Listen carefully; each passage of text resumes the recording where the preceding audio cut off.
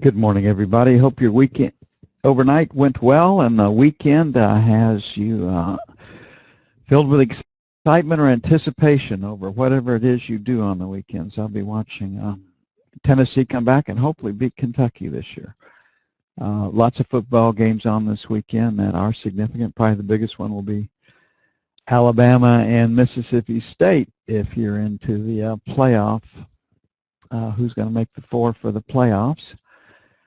So going to warm up here, get warm enough to snow on Saturday, at least it's forecast, and we need the moisture. The hard red winter wheat crop is exposed to the elements, especially these real early cold snaps, and moisture helps, especially in the form of snow cover.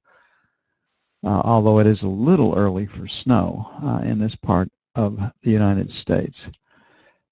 Today is a news day. We've got significant news, retail sales, plus 0.2. X autos, plus 0.2.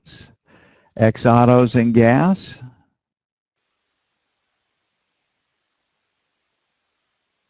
plus 0.5.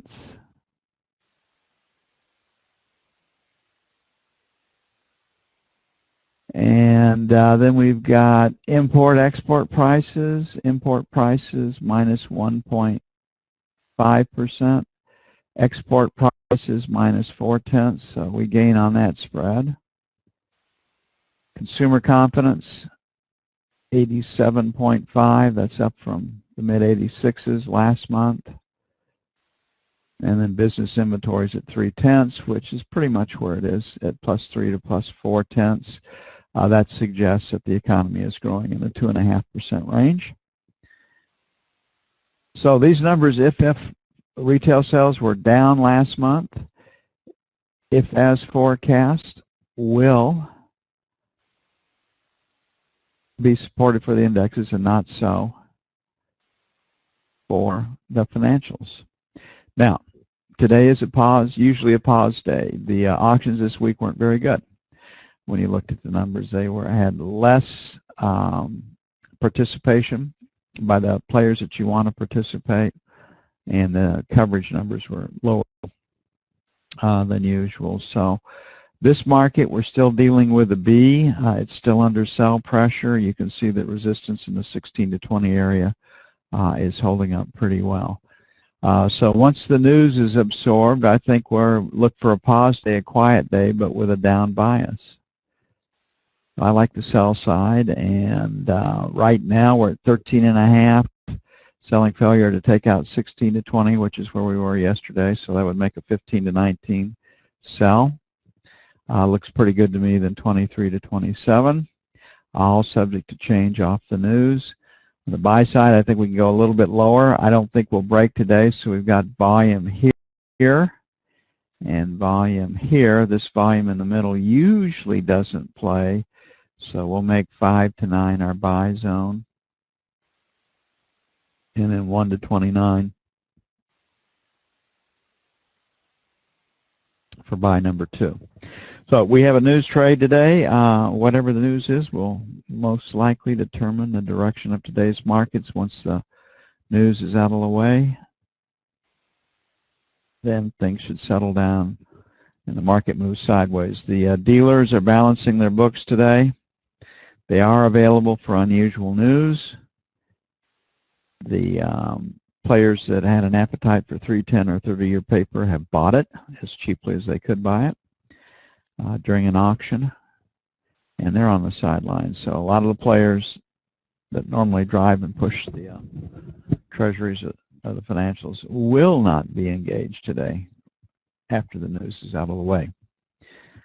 Looking at the 30-year, the knob spread came in a little overnight, which reflects the selling bias. So we definitely have a seller in the 16 to 20 area. Overnight sessions high is 14, yesterday's high 16, so 15s to 19s sell 1, 23, 27 sell 2. On the buy side, we're at 06, so we'll make 29 to 01, buy one. And then 25 to 21, which is probably a better place to get long because we have all of this support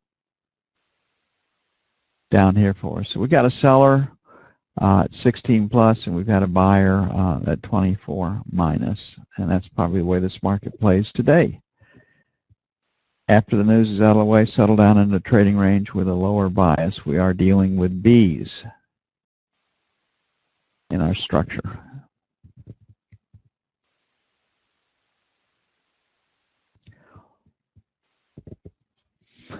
Okay, Credit Suisse came out with a sell in gold. I put into the room their 2015 economic outlook.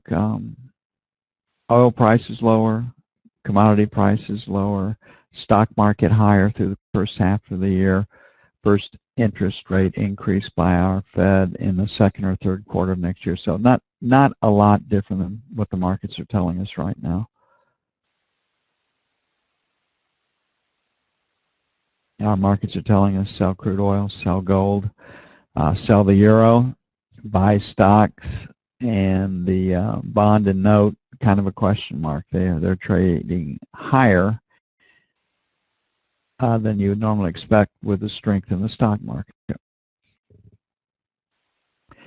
As usual, we like the sell side of the market. We left the gold market yesterday wanting to sell 65s to 67s. The mode was that. This is our number 2 trade for those of you that are new. You put resting limit buy and sell orders against these high volume numbers. And about 25% of the time they're immediately rejected. Otherwise, you trade around them for an hour or so. That's probably the safest place to have a resting limit buy or a resting limit sell. We do like the short side of the market. Here we are at 50. I think we're headed for 1085, 1100 before it's all said and done. So we've got a 53, 55 sell here. Pretty aggressive. The news will impact gold. And then we've got Asia's last rotate up was 60. We'll make it 58 to 60 for sell 2. We are at support, pretty close to it, 45, 47. Let them get stops below 50 for buy 1. And then our 40 plus or minus for buy 2. As you all know, I think gold should be sold and have for a long time. And the big reason for that is that large institutions are no longer buying physical gold outside of central banks for countries. They don't see it. What that tells you is they don't see a quick rally or rally potential. They're not scared about the bottom falling out of the market. Okay, like the sell in the euro, especially when we rallied 50 to 75 ticks in the U.S. markets.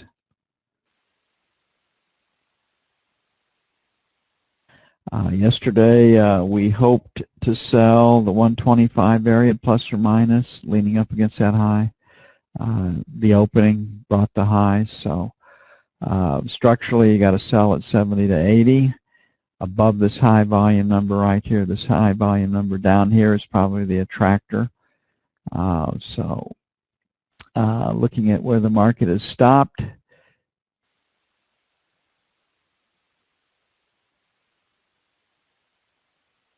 top of value, so 60 to 70, sell 1. Obviously, you got to get through 50 to get there.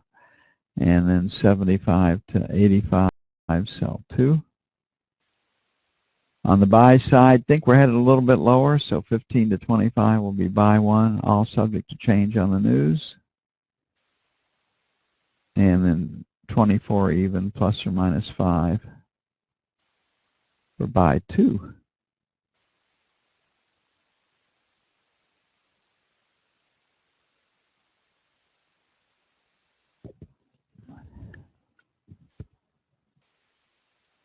Do have news to get through.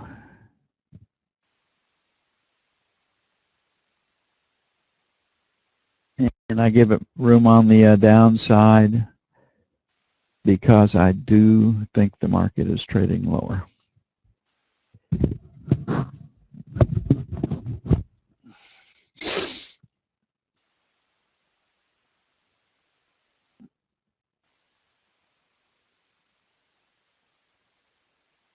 Crude oil, okay, we're seeing articles out there telling OPEC to cut their production. We do have an OPEC meeting yesterday. The news was that OPEC would not cut their production. So we look at where the low volume numbers are. You can see 75 is a low volume number. 75 is the low number on the screen. 73.25 is the low number on the screen. We left with a 73, 75, 74 buy, then a 73 even, 73 and a quarter. And again, our number 2 levels, especially on the buy side, are where you should look to engage the market. Okay, right here is resistance. So 74, 75, 75 is sell 1. And then right up here, we'll make 25 to 50 for sell 2. On the buy side, London's low is 36.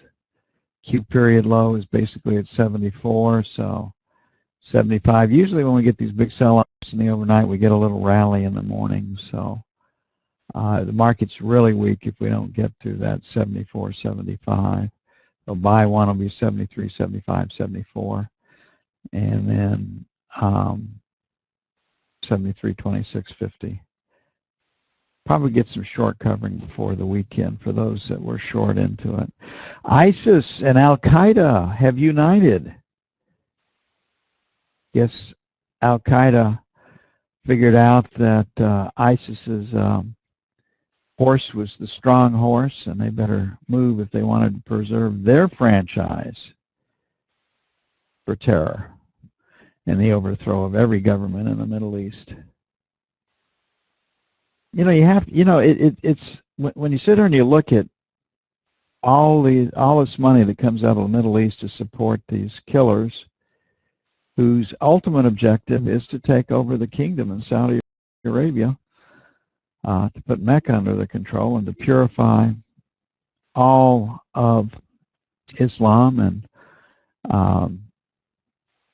take them back to the Sharia law, etc. You have to know why anybody in their right mind would send them money. Now, you understand bribe money, you know, stay out of my backyard, but they regularly do show up in the countries that are trying to buy them off. So I guess they're in that situation where that they hope they're the last one eaten by the alligator or whatever it happens to be, or the tiger or the lion. It doesn't make sense. In Russia, arming Iran. In Russia, Moscow is attacked regularly by terrorists, and they're Chechen for the most part, but they still are Muslim terrorists. And the Chechens are great fighters for Al-Qaeda, for the Taliban, and for ISIS. So, I mean, it's playing with fire, guys. Okay, the E-mini news, retail sales plus 0.2. Last month it was a negative number. That would be positive. X-Auto plus 0.2. Consumer credit 87.5, higher than it was last month. X-Autos, number 1. Number 2 will be the retail sales headline itself, and 3 will be consumer credit. Import, export prices, nobody will pay any attention to. And business inventories, no one will pay any attention to. So down to retail sales, X-Autos, then on hold till consumer credit is out. We're still looking at a huge P. With really, really good support in the 25 area and really, really good resistance at 43 and higher. We're in a 20-point range as the market builds value. And you can see right here when you just look at where value is that it's holding up pretty well. A little higher, a little lower, but it really hasn't broken. So we got a low volume number at 30, and then we've got our best support at 25.27. So buy 1 will be against 30. I'll have to adjust it after the news. Buy 2, 20 to 25. On the sell side, selling failure to take out 40, 43. I mean, that is the trade. Okay, last rotate up stopped at 35, so this 35, 37, depending on if this is bearish for this. The sell zone will move down from 40 to 43 to 35 to 37. Then stops above 50, so if you want a resting limit sell, 49.50 is where you put it. So we have news to navigate this morning.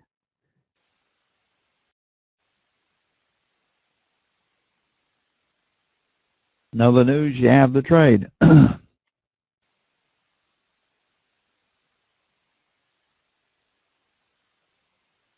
Take about 20 minutes to get everything up and posted. I'm going to get busy on that right now. We have news on a half hour. I'll be back for that later.